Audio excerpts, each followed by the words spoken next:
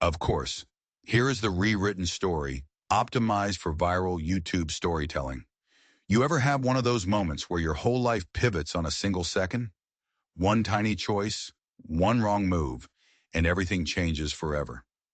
For Samuel Dawson, that moment came with the dry, buzzing rattle of a diamondback snake. It was a blistering June afternoon in 1876, the kind of heat that makes the air shimmer and plays tricks on your eyes. Samuel was reaching under his porch steps, his hand just inches away from the little wooden soldier his boy had dropped. He was a widower, you see, a tough man on the unforgiving Wyoming frontier, left alone to raise 4 babies after cholera took his wife Rebecca a year earlier. 4 little ones under the age of 3. Think about that, the weight of it. His fingers brushed the toy, and then the world exploded in pain. Fire. Pure, white-hot fire shot from his wrist all the way up to his shoulder. He stumbled back, clutching his arm, his vision already starting to blur at the edges. He saw the viper, thick as his forearm, slithering back into the shadows. Too late. The venom was already in, a ticking clock strapped to his soul. "Damn it all," he gasped, his knees buckling. Inside the cabin, his children were napping. The twins, James and Joseph, just 2 years old. Little Emma, not even 18 months. And baby Daniel, a 6-month-old bundle who still smelled like his mother. If Samuel went down, they would be truly orphaned. Alone, in the middle of nowhere. The thought was a spur in his side. He had to move, had to get help. But the nearest neighbor was 5 miles of brutal, sun-baked terrain. The doctor in the town of Prosperity was a full 15. The venom was fast. Faster than any horse he owned. He staggered, the world tilting like a drunkard's dream. The porch steps rushed up to meet him, and he collapsed in a heap, the dust thick in his throat. This was it. This was how it ended. Not in some gunfight or a cattle stampede, but bleeding out on his own porch, his babies sleeping just a few feet away. His gaze swept over the homestead he and Rebecca had built with their bare hands. The sturdy cabin, the small barn, the garden she'd started. It would all turn to dust without him, and that's when he saw her, a figure on horseback, shimmering in the heat haze. At first, his poison-addled brain thought it was an angel, or maybe Rebecca, come back to guide him to the other side. But as she got closer, he could see she was real. A woman with fiery auburn hair spilling from under a bonnet. Riding not like a delicate lady, but like someone who owned the land she rode on. "Hello there," she called out, her voice clear and strong. Then she saw him, crumpled on the steps, and her eyes widened. She urged her horse into a gallop, closing the distance in a cloud of dust. "Sir, are you hurt?" "Rattlesnake," Samuel managed to croak, his voice a dry rasp. My children. Inside." The woman was off her horse in a single fluid motion. She didn't panic. She didn't scream. She moved with a purpose that cut through Samuel's delirium. "I'm Olivia Bennett," she said, her voice impossibly calm as she knelt beside him. Her hands, surprisingly strong, were already examining the 2 bleeding puncture wounds on his wrist. "I'm the new school teacher. Mrs. Holloway said you might need a hand." She saw a loaf of bread tied to her saddle. An introduction, a neighborly gesture. But her eyes, the color of a deep forest, held something more than simple kindness. They held a strange, calculating intensity. "My father was a doctor back in Boston," she said, already tearing a strip of cloth from her petticoat. "I've treated snake bites before." Through the fog of pain, Samuel watched her pull a small, wicked-looking knife from a sheath hidden in her boot. It wasn't a kitchen knife. The blade was dark, almost black, with strange etchings along the steel. Without a moment's hesitation, she made a sharp, precise X-cut over the fang marks. Her movements were too sure, too practiced. This wasn't something she'd learned from watching her father. This was muscle memory. "I need to get you to a doctor," she said, her voice tight. "But we don't have time." From her saddlebag, she produced the loaf of bread and something else. A small, corked bottle filled with a dark, swirling liquid. It wasn't any medicine Samuel had ever seen. She uncorked it, and a strange, bitter, herbal smell filled the air. "Drink this," she commanded, pouring a few drops into a cup of water. It should slow the venom. Maybe. That one word, maybe, hung in the air. Who was this woman? This school teacher who carried a fighting knife and mysterious potions. He drank, the liquid burning a cold path down his throat. As he did, he saw something flash in her eyes. It wasn't pity, it wasn't concern, it was fear. But she wasn't afraid for him. She was afraid of something else entirely. And as his world started to fade to black, one last terrifying thought surfaced in his mind. This woman didn't find him by accident. She was here for a reason. And the snake bite, the timing, the strange medicine, it was all connected. He had a terrible sinking feeling that the rattlesnake wasn't the most dangerous thing to find its way to his doorstep that day. The cabin door creaked open. A small blonde head poked out. It was James, his eyes wide with a sleepy confusion that quickly turned to terror. "Papa hurt?" he asked, his little voice trembling. Olivia's entire demeanor shifted in an instant. The hard-edged intensity vanished, replaced by a smile so warm and gentle it could melt snow. "Papa will be fine," she assured the boy. "I'm here to help." She moved with a strength that belied her frame, helping the much larger Samuel to his feet and guiding him into the small cabin. The place was neat but Spartan, the home of a man doing his best and failing. Toys were scattered, a pile of clothes needed mending, and the air held the faint scent of loneliness. The other children were awake now, their faces a mixture of fear and curiosity. Joseph, James's twin, stood defensively. Emma was crying silently, and baby Daniel was fussing in his cradle. 4 pairs of eyes all fixed on the stranger who had their father in her grasp. "Children, this is Miss Bennet," Samuel said, his words slurring as she helped him onto his bed. "She's helping." "I need to ride for the doctor," Olivia said, her brow furrowed. "But I can't leave you alone.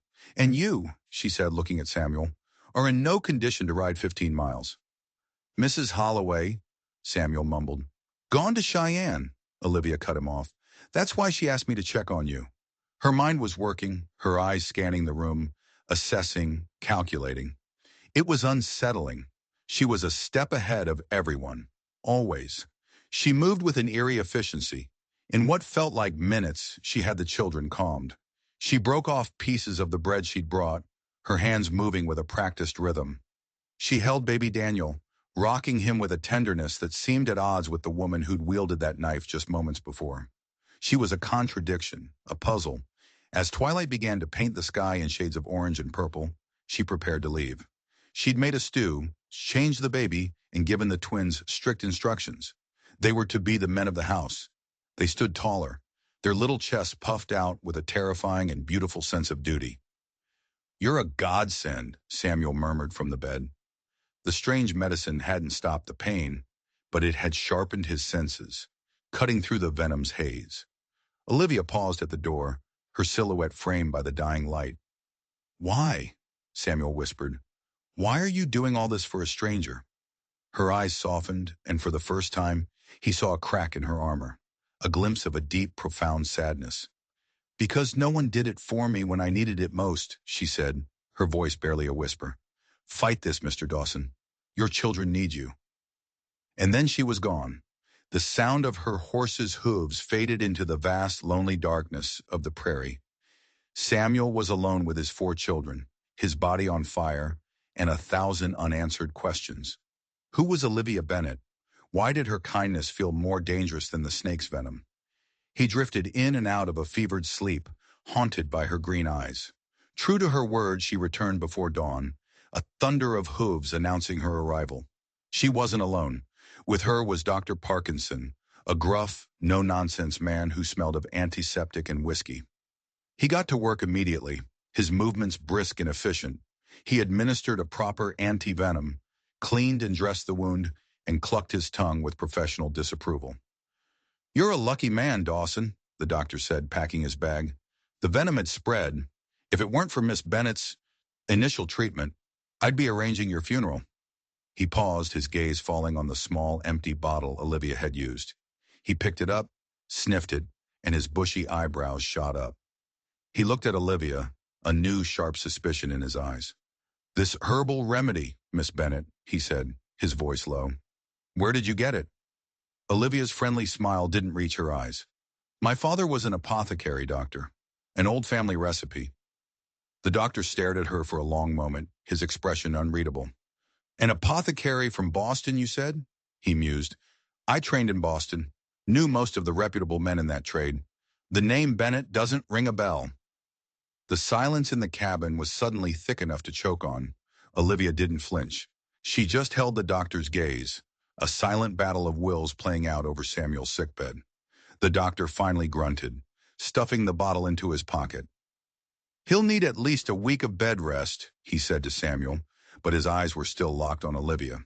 That arm will be useless. You'll need help with the young ones. Samuel's heart sank. A week without work could ruin him. I'll stay, Olivia announced, as if it were the most natural thing in the world. Samuel and the doctor both stared at her. You didn't ask, she said, a firm, unshakable resolve in her voice. I offered. And just like that, it was settled. Olivia Bennett, the mysterious stranger, moved into the small storage room. And as she began to weave herself into the fabric of their lives, Dr. Parkinson gave Samuel a parting warning, his voice a low growl. Be careful, son, he said, just out of Olivia's earshot. That woman, things are not what they seem. I've seen medicine like that once before, a long time ago. It was connected to a man who was run out of Boston on a rail, a very dangerous man. The doctor left, and Samuel was alone with his savior, his nurse, and his potential executioner. The snake venom was receding, but a new, more potent poison was seeping into his mind. Suspicion. The days that followed were surreal. On the surface, Olivia was a miracle. She transformed the chaotic cabin into a place of warmth and order. She mended clothes with the skill of a master seamstress. She cooked meals that were both nutritious and delicious. She cleaned with a tireless energy that left Samuel in awe. But it was her way with the children that was truly remarkable. She had a seemingly endless well of patience. She sang lullabies to Daniel that soothed him instantly. She taught Emma little songs and games, drawing out a shy smile that Samuel hadn't seen since Rebecca's passing. She treated the twins not as a pair, but as individuals, recognizing James's quiet sensitivity and Joseph's boisterous curiosity. The children, starved for a mother's affection, clung to her. They called her Livia. They blossomed under her care. Samuel watched it all from his bed, his body healing, but his mind in turmoil. It was all too perfect. She was too good, too capable, too everything. It felt like an act, a performance of breathtaking skill. He started to notice the little things. The way she would sometimes stare out the window, her jaw tight, a haunted look in her eyes. The way she never ever spoke of her life in Boston beyond the vague story of her doctor father. The way she kept her saddlebag, the one she'd pulled the knife and vial from, close to her at all times, as if it contained the crown jewels. One evening, he was strong enough to sit by the fire while she darned socks, the children finally asleep. You're a natural with them, he said, testing the waters. I always wanted a large family, she replied, her fingers never stopping their work. Her eyes remained fixed on the sock in her hand, a perfect practiced answer that revealed nothing. Tell me about Boston, he pressed gently. What was it like? Her hands stilled for a fraction of a second. Big, loud, not for me. She resumed her darning. The subject was closed. The next day, Dr. Parkinson returned to check on Samuel's progress. While Olivia was outside with the children, he cornered Samuel. I've been doing some asking around, the doctor said, his voice low. Sent a wire to a colleague back east. There was no Dr. Bennett of any note in Boston, not for the last 30 years. But there was a Dr. Alistair Finch, a brilliant man, they said, a botanist and chemist. He was disgraced, accused of dangerous, unethical experiments. He had one daughter. Samuel felt a cold dread creep up his spine. What happened to her? That's the strange part, Parkinson said, scratching his beard. She and her father vanished about a year ago after a fire destroyed his laboratory. Everyone assumes they perished in the blaze. He looked Samuel dead in the eye. Her name wasn't Olivia. It was Clara. Clara. The name felt alien. Samuel had been living with a ghost, a woman who was supposed to be dead.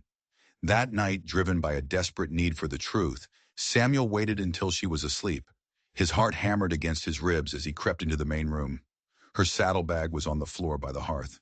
His hands trembled as he unbuckled the leather straps. Inside, beneath a spare change of clothes, was a small leather-bound journal. He opened it. The handwriting was elegant, precise.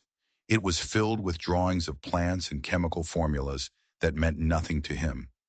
But then he found it, tucked into a pocket in the back cover, a faded photograph. It was of Olivia, no, Clara, standing next to a stern-looking man with a trimmed beard. Her father, he presumed. But on the back, an inscription, written in a different, more masculine hand. My dearest Clara, soon the world will see the genius they scorned, and we will have our justice. Forever yours, Sterling. Sterling, not her father, someone else. And there was something else in the pocket, a newspaper clipping, yellowed and creased, from a Boston paper. The headline screamed, Heir to Vanderbilt fortune missing. Sterling Vanderbilt, fiancé of disgraced chemist's daughter, vanishes without a trace. Foul play suspected. Samuel's blood ran cold. This wasn't just a lie. This was something much, much darker. She wasn't running from a sad past. She was running from a crime, maybe even murder. He put the journal back, his movements stiff and clumsy. He returned to his bed, but he didn't sleep. He lay there listening to the quiet breathing of the woman in the next room, the woman who had saved his life, the woman his children were starting to call Mama, the woman who was a complete and utter fraud. The next day, he couldn't look at her. Every kind word, every gentle touch felt like a poisoned dart. The children's laughter was a bitter counterpoint to the storm raging inside him. He had to know. He had to confront her. That evening, after the children were in bed, he walked into the main room, the newspaper clipping clutched in his hand. He held it out to her. Who is Clara? He asked, his voice barely a whisper. And what happened to Sterling Vanderbilt? The color drained from her face. The mask of Olivia Bennet shattered, and for the first time, Samuel saw the woman underneath, and she was terrified. She stared at the clipping in his hand, her breath catching in her throat. The carefully constructed walls she had built around herself crumbled into dust. The gentle schoolteacher, Olivia Bennet, vanished. In her place stood Clara Finch, a woman haunted and hunted. Where did you find that? She whispered, her eyes darting toward her saddlebag. In your journal, Samuel admitted, his own voice tight with a mixture of anger and fear. The doctor, he did some checking. He knows your name isn't Bennett. He knows your father was a disgraced chemist. Now I know you were engaged to a man who disappeared. A rich man. You need to tell me the truth. All of it. Now. She sank into a chair, her shoulders slumping in defeat. The fight seemed to go out of her. Sterling wasn't what people thought, she began, her voice low and trembling. He was a partner in my father's research. His family, the Vanderbilts, they funded everything. They saw the potential.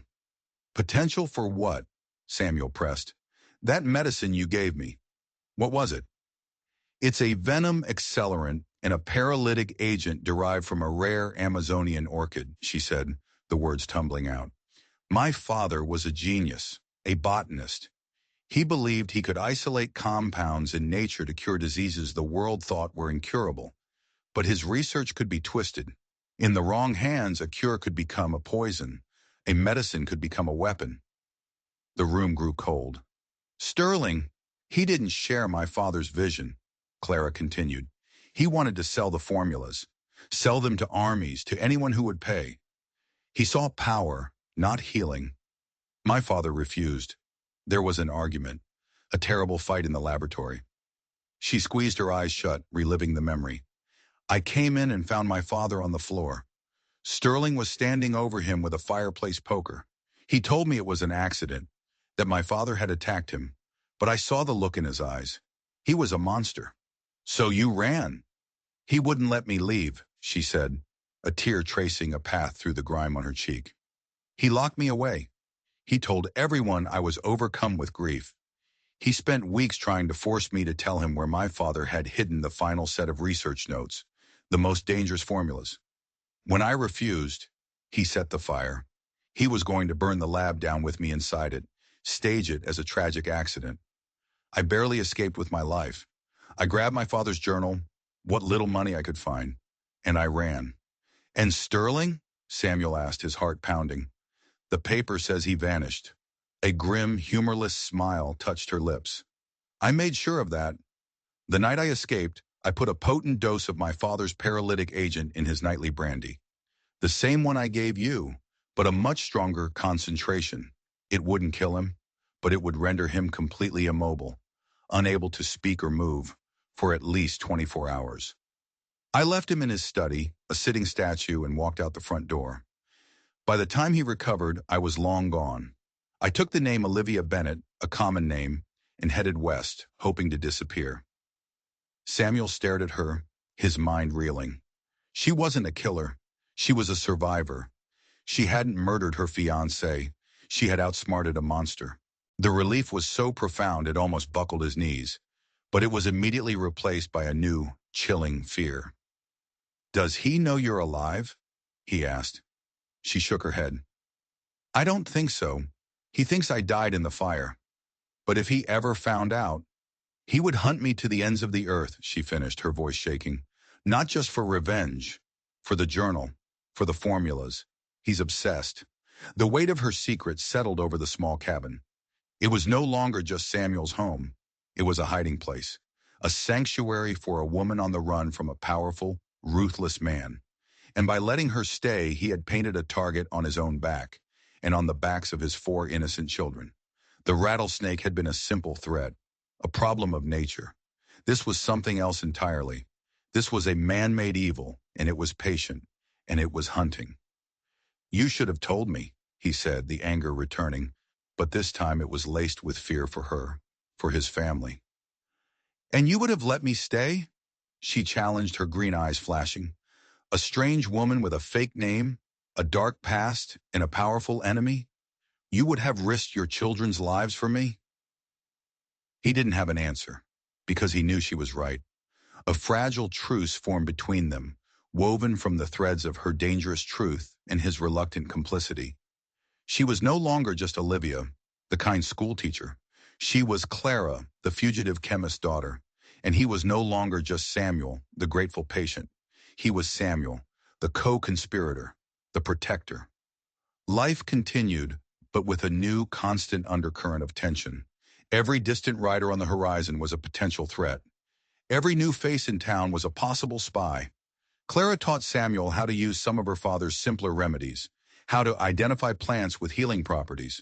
Her knowledge was astounding, but he also saw her practicing with that dark, wicked knife, her movements fast and deadly. She wasn't just a healer. She was a fighter. They fell into a new rhythm, one built on shared secrets and unspoken fears. He found himself admiring her resilience, her fierce intelligence. The feelings he'd been developing for Olivia didn't disappear. They deepened, complicated by the truth of who Clara was. Then one afternoon, the bubble burst. A man rode into prosperity. He was dressed in a fine city suit that looked out of place among the dusty ranchers and farmers. He was asking questions at the general store. Questions about a woman with auburn hair, a new arrival. He said he was a Pinkerton agent, hired by a wealthy Boston family to track down a missing person. Mrs. Holloway, the neighbor, came rushing to the homestead, her face pale with worry. "Samuel, there's a man in town, a detective. He's looking for Olivia." Clara was inside, humming a tune as she kneaded dough for that night's bread. Samuel's blood turned to ice. It had happened. The past had found them. He walked into the cabin, his face a grim mask. "He's here," he said. Clara's hands froze in the dough. The color drained from her face. The hunter was at the door, and their time had just run out. Panic, cold and sharp, seized Clara. She looked wildly around the cabin, at the sleeping form of baby Daniel, at the toys belonging to the other children. This was it. The idyllic life she had stumbled into, the brief, beautiful peace, was about to be shattered. "We have to run," she whispered, her hands covered in flour. "I have to leave. Now, before he finds me here, before he connects me to you and the children." "No," Samuel said, his voice a low, steady rumble that surprised them both. He had spent weeks living with this fear, this ghost of Sterling Vanderbilt. Now that the threat was real, standing just a few miles away, a strange calm settled over him. This was his land. These were his children. And this woman, this complicated, brilliant, terrified woman, she was his. No more running, he said. This is our home. We don't run from it. Samuel, you don't understand what he's capable of. I understand that you can't run forever, he countered. We're going to face this. Together. The Pinkerton agent, a man named Davies, was methodical. He didn't come rushing out to the homestead. He settled into the town's only hotel, buying drinks at the saloon, asking casual questions, gathering information. He learned that the new school teacher, Miss Bennett, was staying out at the Dawson place, helping the widower who'd been bitten by a snake. He learned how she had miraculously saved his life. He learned how the whole town already adored her. The next day he rode out. Samuel saw him coming from a mile away, a lone rider, methodical and steady. He sent the children into the barn with the twins, telling them it was a game. Stay hidden until he came for them. Clara stood by the window, that dark knife clutched in her hand, her knuckles white. Stay inside, Samuel told her. Let me handle this. He walked out onto the porch, the same porch where the snake had bitten him, and waited. Davies reined in his horse, his eyes taking in everything. The neat cabin, the well-tended garden, the man standing with his feet planted firmly on his own land. Mr. Dawson, Davies said, tipping his hat. He was a man in his 40s, with cold, intelligent eyes. My name is Davies. I'm a private investigator. I know who you are, Samuel said. Davies' eyebrows rose slightly. Then you know I'm looking for a woman, a Clara Finch. She's been going by the name Olivia Bennett. I have reason to believe she's here. There's a Miss Bennett here, Samuel said, his voice even. She's the new school teacher. She's been helping me and my children after an accident. An accident, Davies repeated, a slight smirk on his face. Yes, I heard. A rattlesnake. And she just happened to be here, with a miracle cure. Quite a coincidence. He swung down from his horse. I'm not here to cause trouble, Mr. Dawson. I'm simply here to deliver a message to Miss Finch. Her former fiancé, Mr. Sterling Vanderbilt, is desperately worried about her. He believes she may be unwell, suffering from delusions after the tragic death of her father. He has sent me to bring her home, safely. The lie was so smooth, so plausible, it was sickening. She's not here, Samuel said. Davies' cold eyes narrowed. Don't be a fool, Dawson. I know she's here. The man I work for is incredibly wealthy and incredibly powerful. He is also not a patient man. Give her up. It will be better for everyone, especially you and your children. It was a threat, plain and simple. Just then the cabin door opened. Clara stepped out onto the porch, her face pale but her eyes blazing with defiance. I'm here, Davies, she said. Your hunt is over. Davies smiled, a predator's smile. Clara, it's good to see you. Mr. Vanderbilt will be so pleased. He's waiting for you back in Prosperity. Samuel's blood ran cold. He hadn't just sent a detective. He was here. Sterling Vanderbilt was in their town. I'm not going anywhere with you, Clara said, her voice shaking but firm. Oh, I think you are, Davies said, his hand dropping to the Colt revolver holstered at his hip. You see, there's the matter of what you stole from Mr. Vanderbilt. I stole nothing, she cried. My father's research belonged to him. Davies chuckled, a dry, rattling sound. Not the research, Clara, though he does want that back. No, I'm talking about the money, the $50,000 in bearer bonds that disappeared from Mr. Vanderbilt's safe the same night you did. Samuel stared at Clara. Her face was a mask of pure shock. What? No, I took a few $100s of my own money. That's all. The evidence says otherwise, Davies said smoothly. A woman fitting your description was seen boarding a train west the next morning. She paid in cash, a lot of it. Mr. Vanderbilt has been very discreet. He doesn't want a scandal. He just wants his money and his fiancée back. But if you refuse, well, the sheriff in Prosperity is a reasonable man. And grand larceny is a hanging offense in this territory. It was a brilliant, vicious trap. He had framed her. She was no longer a victim fleeing a monster. In the eyes of the law, she was a common thief, a fugitive from justice. Samuel looked at her, searching her face for any sign of deception. He saw only horrified disbelief, and he believed her. "She's not going with you," Samuel said, stepping in front of her. Davies' smile faded. "I was hoping you wouldn't be stupid, Dawson. This doesn't concern you." "You're on my land," Samuel said, his voice dropping to a low growl. "You're threatening the woman under my protection. It concerns me." Davies' eyes flickered past Samuel, toward the barn where the children were hidden. "You have a nice family here. A lot to lose." The threat was no longer veiled. It was raw and ugly. Before Samuel could react, Clara did something that shocked them both. She lunged forward, not at Davies, but at his horse. With a speed that was almost inhuman, she snatched a leather satchel from the back of the saddle.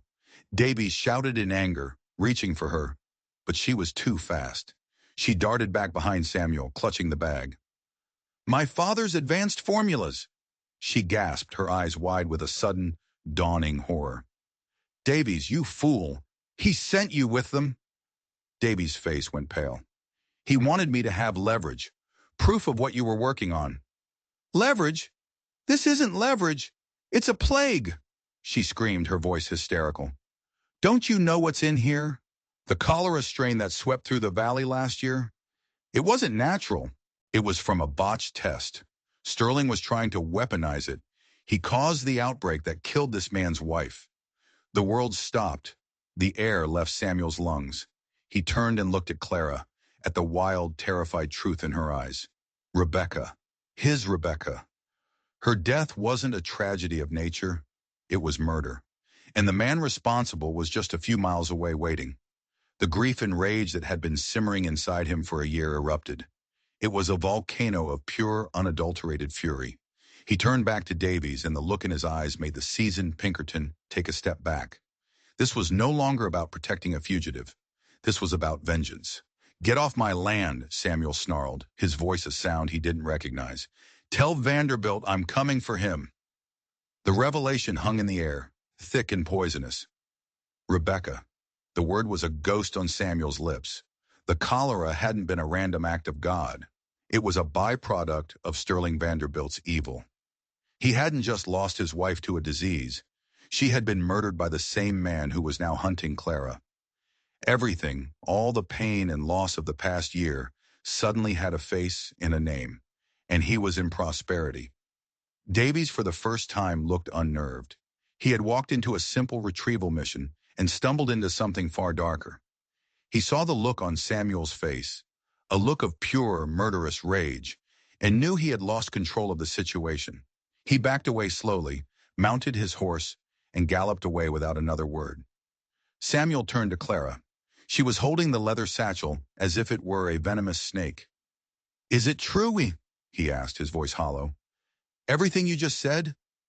She nodded, tears streaming down her face. "My father and Rebecca's father were partners, years ago before Sterling. They were working on isolating microbial agents. They had a falling out. Rebecca's father believed the research was too dangerous and destroyed his own notes. My father, he was more reckless. After Sterling got involved, he pushed my father to revisit that old research. Sterling saw its potential as a biological weapon. He set up a secret testing site in the mountains, not far from here. Something went wrong. The contaminated water leached into the river, the same river the valley draws its water from. They caused the epidemic, Samuel. They knew, and they covered it up. Sterling is responsible for Rebecca's death." The pieces all clicked into place. The puzzle of his grief was finally complete, and the picture it formed was hideous. He wasn't just protecting Clara from her past anymore. He was avenging his own. "The children," he said, his voice flat and dead. "They can't be here." He strode to the barn and gathered his bewildered children. He took them to Mrs. Holloway's, his face a stone mask she couldn't decipher. "Keep them here," he told her. "Don't let them go, no matter what. Don't let anyone in." When he returned, Clara was in the cabin, laying out the contents of the satchel. Vials of terrifying liquids, complex chemical charts, and more of her father's journals. "He's not just going to leave, Samuel," she said, her voice urgent. "Now that he knows I've told you the truth, he can't afford to let either of us live. He'll come here. He'll come with men." Let him come, Samuel said. Just then they heard a horse approaching. Not the frantic gallop of Davies, but a steady, tired trot. It was Dr. Parkinson. He slid from his horse, his face grim. I saw Davies tear through town like the devil was on his heel, he said. He met with a man at the hotel, a fancy fellow with dead eyes. They've hired half a dozen gunslingers from the saloon. They're getting ready to ride. The doctor looked at the vials on the table, and his eyes widened. Good God, girl, he breathed, looking at Clara. It's all true, isn't it? The Finch experiments. You knew? Clara asked. I suspected, Parkinson admitted. I was a young intern in Boston when the scandal broke. I saw your father's work, the genius of it, and the horror. I never forgot. When I saw that remedy you used on Samuel, it was like seeing a ghost. He looked from Clara to Samuel, his expression hardening with resolve. Vanderbilt can't be allowed to get his hands on this research, and he can't be allowed to silence you. He pulled an old army revolver from his medical bag. I may be a doctor, but I took an oath to do no harm, and letting that man succeed would be the greatest harm of all. I'm with you. They were three against a small army, a rancher, a chemist, and a country doctor. As dusk fell, they prepared for a siege. Samuel barred the windows and doors. He loaded his Winchester rifle and his shotgun, his movements economical and deadly. He was a man transformed, fueled by a righteous fury. Clara, meanwhile, was not idle. She worked with the chemicals from the satchel, her face a mask of concentration. What are you doing? Samuel asked. Fighting with the weapons I know how to use, she replied. She was mixing compounds, creating noxious, volatile concoctions. She jury-rigged a series of small glass bombs filled with a potent anesthetic gas, a stronger version of what she'd used on Sterling. It won't kill them, she said, but it will put them to sleep, or at least make them wish they were. They didn't have to wait long. As the moon rose over the prairie, they saw them, a group of 8 riders, dark silhouettes against the horizon, moving slowly, deliberately toward the cabin. Sterling Vanderbilt was among them, a king leading his thugs to slaughter. They're trying to surround the house, Samuel said, peering through a crack in the shutters. Parkinson, you take the back window. Clara, stay down and be ready with those things. The night was silent for a long, tense moment. Then a voice called out, dripping with arrogant condescension. Clara, my love, you've led me on quite a chase, and you've allied yourself with peasants. End this now. Give me the research, and I'll let the good doctor live. The farmer, however, he has to die. He knows too much. Samuel sighted down the barrel of his Winchester. In the moonlight, he could see Sterling's face. Smug. Entitled. The face of the man who had murdered his wife. He squeezed the trigger. The shot cracked through the night air, and one of the hired guns tumbled from his saddle. The siege had begun. Gunfire erupted from all sides. Bullets splintered the wooden walls of the cabin. The hired guns, enraged by the first shot, unleashed a volley of lead. Samuel, Clara, and Parkinson were pinned down, the small cabin their only fortress against a storm of violence. They're trying to draw our fire, Samuel yelled over the din. They want us to waste ammunition. Sterling's men were professionals. They used the terrain for cover, moving from the barn to the fences, inching closer to the house. The night was lit by sporadic muzzle flashes, each one a deadly firefly in the darkness. Parkinson, a surprisingly steady shot, fired his revolver sparingly, making each bullet count. Samuel was a force of nature. He moved from window to window, his Winchester barking defiance. This wasn't just a gunfight, it was a reckoning. With every shot he pictured Rebecca's face, her smile, the life that had been stolen from him. His grief had been a quiet, heavy blanket for a year. Now it was a cleansing fire. They're making a move on the west side, Parkinson shouted. Near the barn. Clara, now, Samuel yelled. Clara, her face streaked with soot and her eyes wide with adrenaline, lit the fuse on one of her glass bombs. With a practiced arm, she hurled it through a side window. It shattered against the side of the barn, releasing a thick, yellowish cloud of gas. 2 of the gunmen, caught in the cloud, choked, staggered, and then collapsed, their rifles falling from their hands. A cheer went up from inside the cabin. Clara's strange science had evened the odds. Sterling, furious, screamed at his remaining men. "Burn them out! Burn the whole damn place to the ground!" They saw a flicker of orange near the woodpile. One of the thugs was trying to light a torch. Samuel took careful aim, the man's face illuminated by the tiny flame. He fired. The man dropped the torch and fell back, clutching his shoulder. But another gunman snatched the torch and made a mad dash for the house. He was almost to the porch when the front door flew open. It wasn't Samuel. It was Clara. In her hand was a vial of clear liquid. She threw it, and the vial shattered on the porch steps, right in the path of the running man. He didn't seem to notice. He took another step, his boot landing in the liquid. He screamed. A horrible, high-pitched scream. He dropped the torch and clawed at his leg. Where the liquid had touched his leather boot, it was smoking, dissolving like sugar in water. It was some kind of powerful, horrifying acid. The man collapsed, writhing in agony. The sheer, unexpected horror of it broke the attacker's nerve. This wasn't a fair fight. They were up against a rancher who fought like a demon, a doctor who wouldn't miss, and a woman who wielded science like a witch. Two more of the hired guns broke cover and fled into the night. Now it was just Sterling, Davies the Pinkerton, and one remaining gunman. "This is insane," Davies yelled at Sterling. "This wasn't the deal. I'm a detective, not a soldier." "You'll get your money when she's dead and I have that journal," Sterling shrieked, his voice cracking with rage and madness.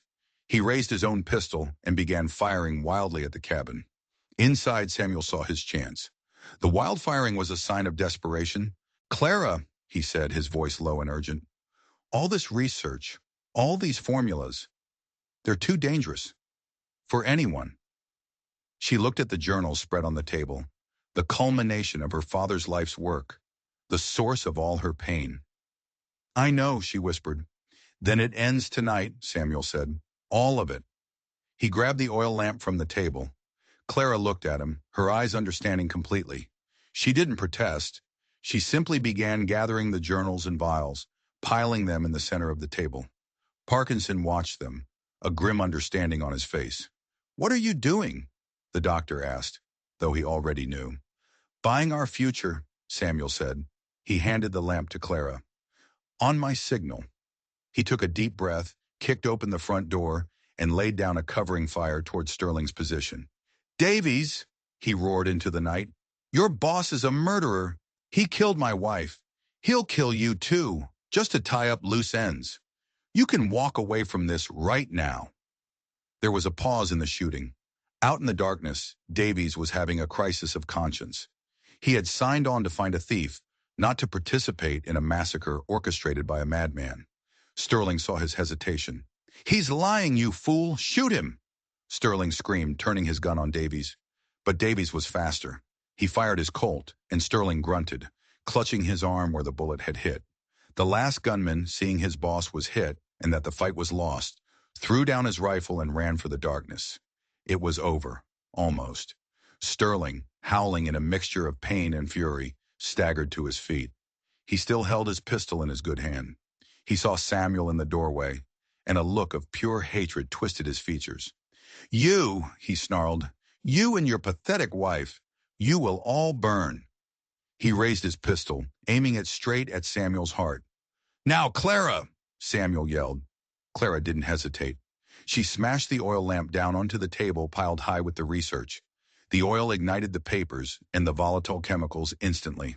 A ball of fire erupted inside the cabin, a brilliant, consuming inferno.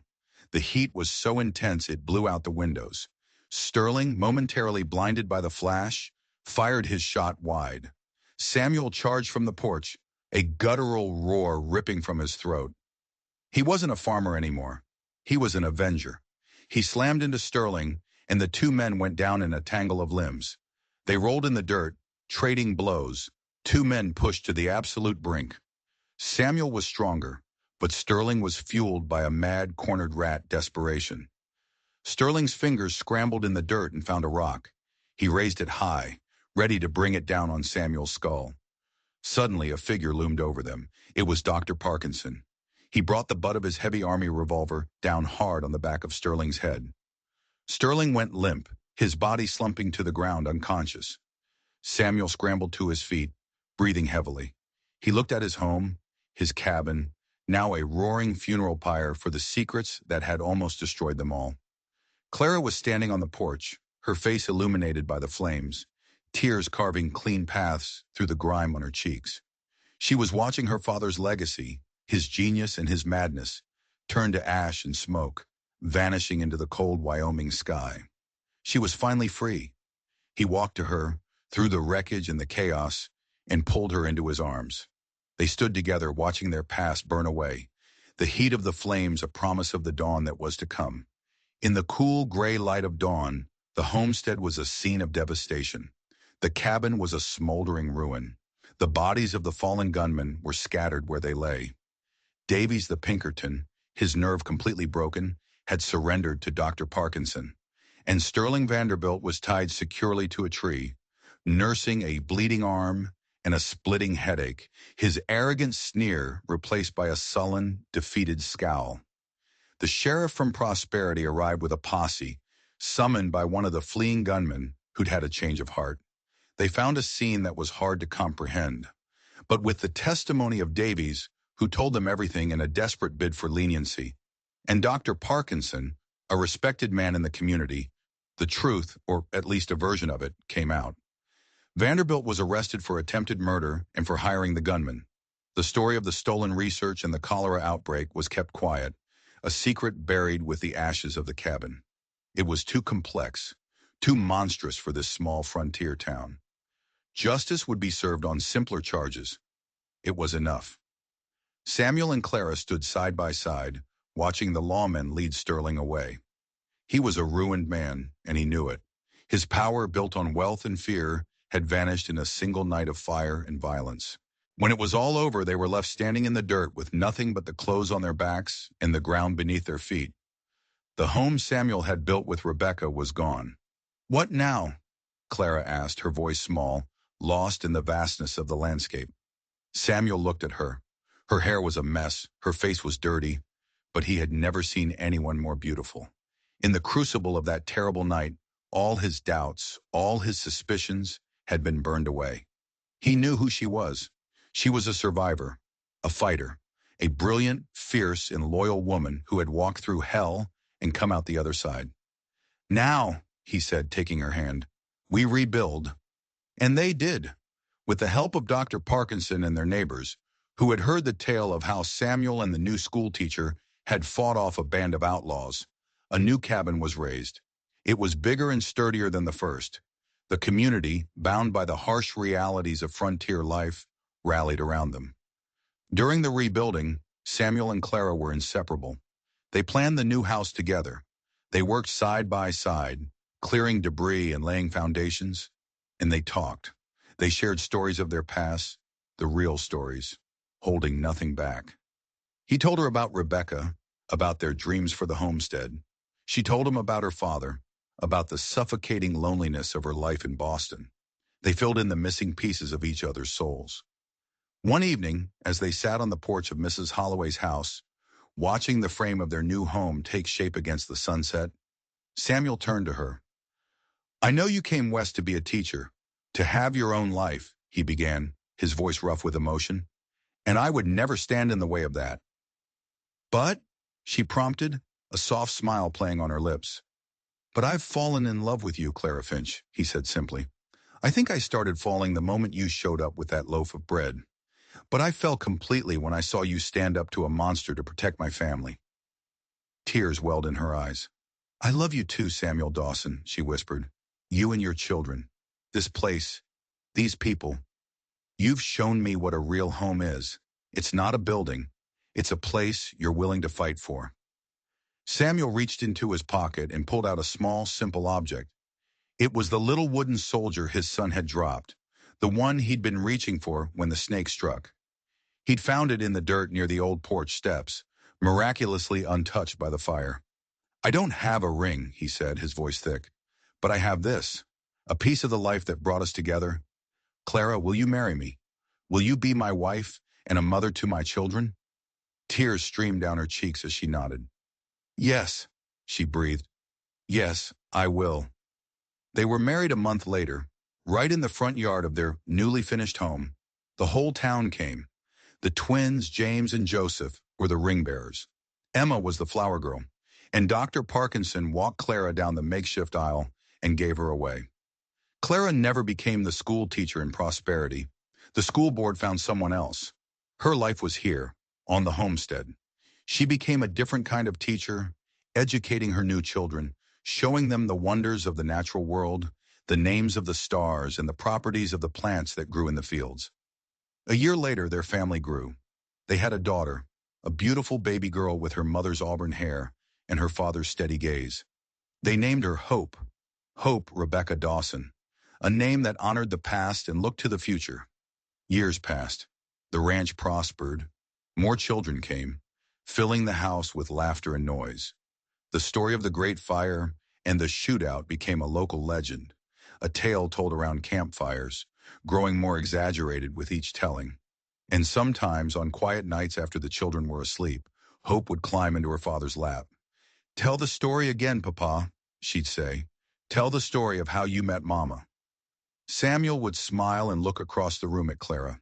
He'd pull his daughter close and begin. "Well," he'd say, his voice a low, warm rumble, "it all started on a hot summer day when a rattlesnake gave me the greatest gift of my life. It brought me a beautiful woman, a loaf of bread, and a whole lot of trouble." And as he told the story, he'd always leave out the darkest parts, the fire, the poison, the murder.